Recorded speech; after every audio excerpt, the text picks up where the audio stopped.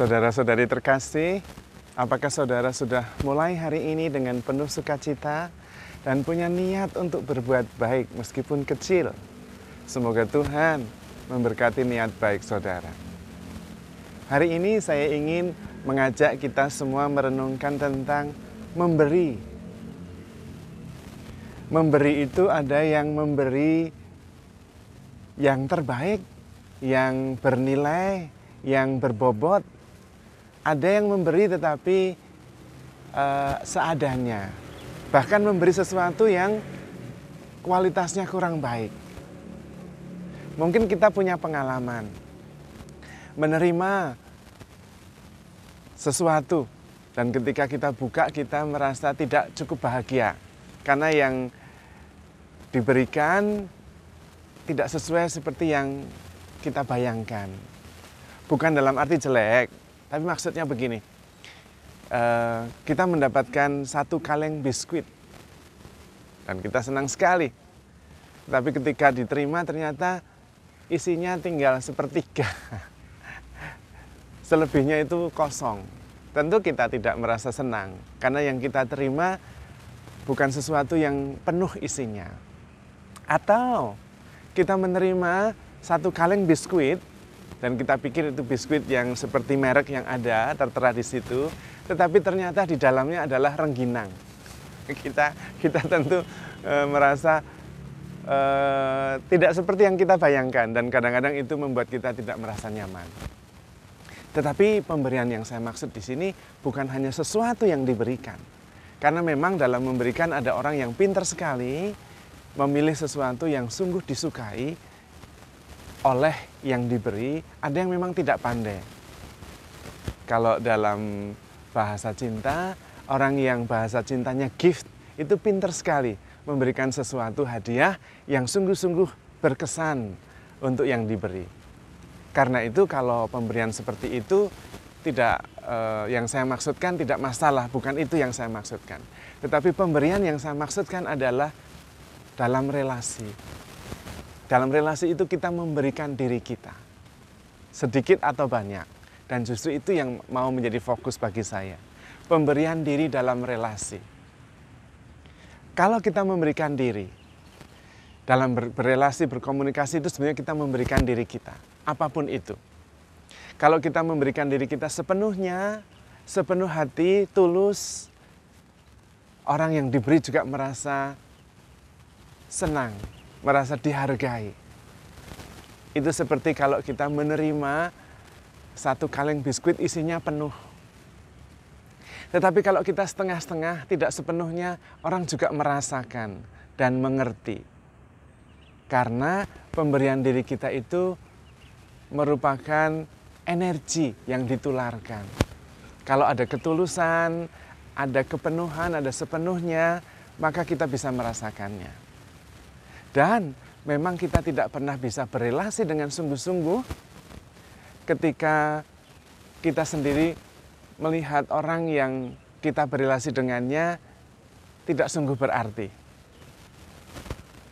Tetapi kalau kita menghargai pribadi itu sebagai pribadi yang berarti, maka relasi kita kemudian bisa menjadi berarti juga. Pemberian diri kita juga sepenuhnya, bukan setengah-setengah. Persoalan yang sering terjadi adalah kita sendiri sebetulnya kosong. Kita sendiri sebetulnya tidak berbobot, tidak berisi. Maka ketika berelasi juga tidak mendalam. Dan di sini sebenarnya kuncinya. Dalam berelasi pada dasarnya, pada prinsipnya yang utama adalah mengisi diri kita ini dengan empati, dengan kebaikan hati, dengan ketulusan, dengan pengertian yang mendalam terhadap diri sendiri, juga terhadap orang lain. Dan kemudian kita bisa memberikan diri sepenuhnya dan kemudian relasinya menjadi sangat mendalam dan sangat berbobot. Karena memang pepatah lama mengatakan, nemo dat quod non habet. Kita tidak bisa memberikan apa yang kita sendiri tidak punya. Itulah sebabnya. Kenapa dalam relasi seringkali kita merasa relasi dengan orang ini sangat dalam, sangat erat, sangat mendalam, sangat bagus, sangat berbobot. Tapi dengan yang lain ya sekedar so-so, cicat. Sebabnya terutama adalah diri kita sendiri tidak mendalam, tidak berbobot. Tidak mempunyai pengertian yang sungguh-sungguh utuh dan besar. Karena pengertian adalah sumber yang mengalirkan cinta kasih. Mata air yang mengalirkan cinta kasih adalah pengertian yang mendalam. Karena itu, kalau kita tidak mengerti dan memahami, kita juga kurang bisa mengasihi secara sepenuhnya. Kita tidak bisa mengerti pergulatan batinnya. Kita tidak bisa mengerti perjuangannya. Kita tidak bisa mengerti keprihatinan-keprihatinnya. Dan karena itu, bagaimana bisa mencintai? Apa yang dia lalui, kegelisahannya, keprihatinannya, kita tidak mengerti. Mencintai pada dasarnya adalah mengerti dan kemudian menerimanya. Dan kemudian bisa menjadikan diri kita searah, seiring dengan perasaan. Karena kita mengerti apa yang dia lalui. Mimpi-mimpinya, kegelisahannya, ketakutannya. Dan kita bisa menemaninya. Karena itu di dalam kitab Kejadian dikatakan bahwa Allah menciptakan wanita. Sehingga pria akhirnya akan meninggalkan bapak dan ibunya dan bersatu dengan istrinya. Bersatu. Karena mengerti, memahami perasaannya, pergulatannya, impiannya. Dan kemudian bisa menyatukan. Makin satu, makin satu. Maka modal utama dalam berelasi sebetulnya adalah meningkatkan kualitas pribadi kita. Kalau tidak, nanti orang yang kita cintai hanya mendapatkan kaleng kosong. Bukan berarti bahwa kita harus tahu semua ide, bukan. Kita bisa tahu banyak hal, tetapi itu sekedar ide, itu bukan yang dimaksud. Justru orang yang tahu dan mengerti biasanya justru merasa bahwa pengertiannya masih terbatas, baik terhadap diri sendiri maupun orang lain. Tetapi orang yang tidak tahu justru merasa dirinya tahu. Padahal yang diketahui cuma ide. Kita tidak butuh ide. Kalau masalah ide bisa Google lebih banyak, lebih kaya, lebih lengkap. Kita tidak bisa menyimpan banyak ide di kepala kita. Tidak bisa. Justru orang yang tahu banyak, mengerti, merasa bahwa dirinya, pengetahuannya tidak cukup banyak.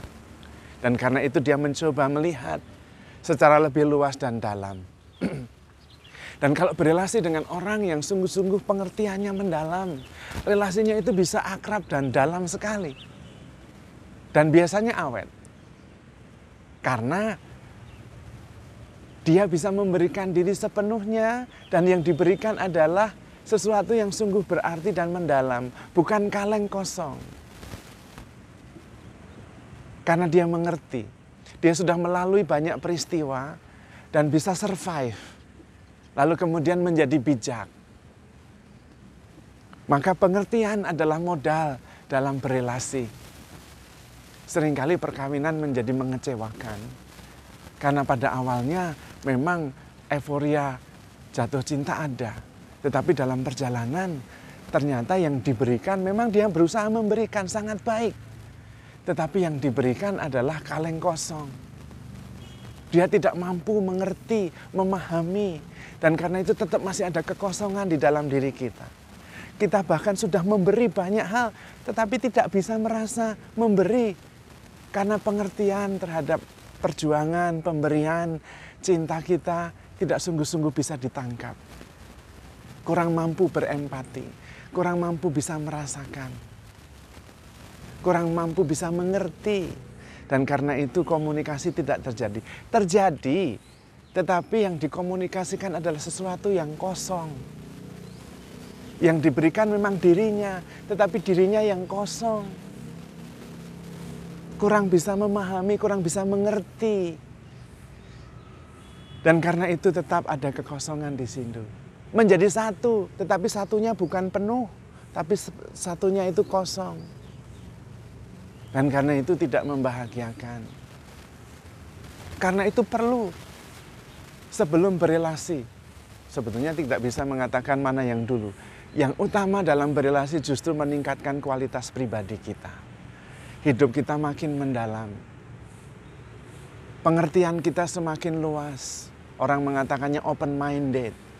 Ketajaman kita untuk memahami, berempati makin tajam. Kemampuan kita memahami perasaan dan mengerti pribadi di balik perasaan-perasaan itu makin kuat. Itulah modal untuk berkomunikasi. Modal untuk berelasi dengan siapapun, apapun bentuknya. Entah persahabatan, entah perkawinan, entah persaudaraan, apapun itu. Kita tidak harus merasa tahu, justru merasa pengetahuan kita terbatas. Dan karena itu terus kita meningkatkan kualitas pribadi kita. Sambil kita tetap belajar dalam berelasi dan berkomunikasi. Yang kedua, seringkali dalam berkomunikasi kita menampilkan diri kita yang kita inginkan diterima, bukan diri kita yang sebenarnya. Mungkin saya bisa mengistilahkan dengan topeng. Yang saya tampilkan adalah topeng saya, bukan saya, tapi topeng saya. Saya tetap di balik topeng itu. Maka ketika saya memberikan diri, yang diberikan bukan saya, tapi topeng saya. Saya memang memberikan biskuit, tapi isinya rengginang. Sehingga komunikasi dengan saya tidak terjadi, komunikasinya dengan topeng saya. Dan karena itu, komunikasi dan relasi tidak terjadi. Tidak terjadi makin satu. Saya tetap asing di belakang topeng saya itu. Orang lain juga hanya memeluk topeng saya. Menerima topeng saya, bukan diri saya. Maka memang dalam berelasi harus sungguh-sungguh otentik. Mengungkapkan perasaan-perasaan kita yang sebenarnya. Hanya memang resikonya besar. Kadang-kadang perasaan kita sudah diungkapkan tapi orang lain tidak mengerti. Bahkan orang lain menganggapnya tidak penting. Kamu ini lebay, tidak usah merasa begitu. Sudah. Yang penting tenang, beres. Nanti pasti baik. Dan kemudian kita merasa kecewa. Karena kita sedang mengkomunikasikan dirinya, tetapi merasa dianggap tidak penting. Perasaan saya tidak penting. Karena orang lain tidak mampu merasakan. Tidak mampu menampung perasaan-perasaan itu, menerima, menyambutnya, dan kemudian bisa menyatukan perasaan itu. Dan karena itu merasa tidak dicintai. Maka sebetulnya dalam berelasi, berkomunikasi, bukan pertama-tama melihat orang itu bagaimana, tetapi bagaimana kita sendiri, saya sendiri meningkatkan kualitas pribadi saya. Bagaimana kemampuan saya memahami, merasakan, berempati itu makin dalam. Bagaimana kepekaan saya dalam membaca ekspresi perasaan orang yang sedang bercerita, membagikan dirinya. Bagaimana saya sungguh-sungguh bisa otentik mengungkapkan diri saya. Tentu kita tetap masih ada beberapa hal yang memang demi safety. Pada waktu berkomunikasi pertama tentu tidak langsung semua dibuka, orang malah menjadi bingung. Tetapi ketika kita sudah mulai mengenal dan kemudian mulai menjadi otentik. Dalam arti otentik yang paling makin dalam. Dan dengan demikian komunikasi menjadi semakin mendalam. Tidak heran kalau dalam relasi yang komitmen, yang penuh dengan komitmen panjang dan lama, dalam perkawinan, lama-lama bisa menjadi seperti kosong. Karena kita berhenti meningkatkan kualitas pribadi. Berhenti mengisi diri kita ini dengan pengertian, dengan cinta, dengan ketulusan, dengan kesabaran, dengan kepercayaan diri, dengan kepastian. Sehingga nemo dat quod non habet. Kita tidak bisa memberi apa yang saya sendiri tidak punya. Maka penting sekali kita terus-menerus fokus pada peningkatan kualitas pribadi. Jangan hanya berfokus pada apa kata orang. No. Kalau kita mengisi diri kita menjadi makin mampu mengampuni, makin mampu memahami dan mengerti orang lain, makin mampu berkomunikasi dengan sendirinya.